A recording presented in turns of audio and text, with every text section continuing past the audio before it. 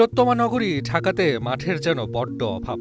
শিশু থেকে বড় হবার এই সময়টায় তাদের বেশিরভাগ সময় কাটে ঘরের ভেতরে। জনসংখ্যার ঘনবসতি এই নগরীতে খেলার জন্য খালি জায়গা মেলা যেমন কঠিন, ঠিক তেমনি কোনো জায়গায় মাঠের ব্যবস্থা থাকলেও সেটা বেশিরভাগ অংশই থাকে স্থানীয় প্রভাবশালীদের দখলে।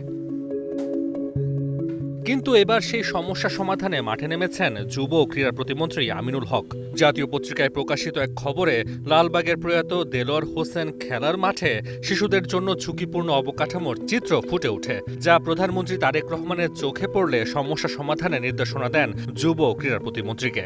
গতকালকে একটি জাতীয় দৈনিকে যে ছোট ছোট বাচ্চারা যে দোলনায় দুলছে এবং মাঠের যে দুরবস্থা দেখেছে, সেখানে একদম কি বলে এটাকে কংকর দেওয়া এবং খুবই বাজে একটি অবস্থা দেখলাম। সেইটি তার নজর আসা মাত্রই কিন্তু তিনি আমাকে এবং আমাদের সংসদ সদস্য তাকে অবগত করেছে, যার কারণে কিন্তু আমরা এখানে তাৎক্ষণিকভাবে আজকের এই উপস্থিতি। আগামী 7 দিনের ভিতরেই যাতে এই কংকরযুক্ত যেই জায়গাটা রয়েছে সেটা যাতে একটু লেভেল করে এবং এখানে যাতে যদি অ্যাস্ট্রোটার্ফ এখানে যদি বসিয়ে দিতে পারি, সেখানে তাহলে আমাদের দেখা যাবে যে এই জায়গাটার যে এলাকার যারা ছোট ছোট বাচ্চারা রয়েছে এবং এখানে কিছু খেলাধুলার কিছু ইনস্ট্রুমেন্ট রয়েছে যেগুলো ছোট বাচ্চারা খেলাধুলা করে, সেই ইনস্ট্রুমেন্টগুলো পরিবর্তন করে দিয়ে সুন্দরভাবে আমরা যাতে আগামী 7 দিনের ভিতরেই যাতে এটিকে সমাপ্ত করতে পারি সে বিষয়ে ইতিমধ্যে নির্দেশনা দেওয়া হয়েছে।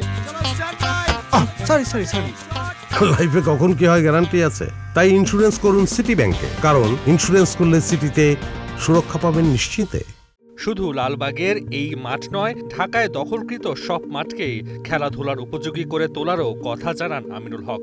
পাশাপাশি ওয়ার্ড ভিত্তিক মাঠ তৈরির কথাও বলেন তিনি। আগামীতে কয়েকদিনের ভিতরেই আমরা আশা করছি যে 10 তারিখের পরপরই একটি সময়ে আমরা ঢাকা মহানগরীর উত্তর এবং দক্ষিণে যেখানে যেখানে মাঠ ভিজিট করা দরকার সেই মাঠগুলো ভিজিট করে যেখানে দখল অবস্থায় রয়েছে সেগুলোকে দখলমুক্ত করা, যেখানে সংস্কার করা দরকার রয়েছে সেগুলোকে সংস্কার করা, সার্বিক বিষয় নিয়ে ইতিমধ্যে আমাদের কার্যক্রম চলমান রয়েছে।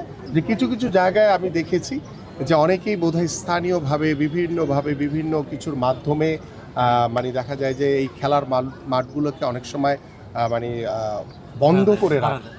আমরা সেই জায়গাগুলো উন্মুক্ত করে দিতে চাই। রাজনৈতিক প্রভাব খাটিয়ে মাঠ দখলের রীতি এই দেশে পুরনো। কোনোটি ব্যবহার করা হয় ট্রাক বাস স্ট্যান্ড হিসেবে, আবার কোনোটি অবহেলা অযত্নে বনে যায় ময়লার ভাগার, যা পরিবর্তনে সরকার বদ্ধপরিকর বলছেন যুব ক্রীড়া প্রতিমন্ত্রী।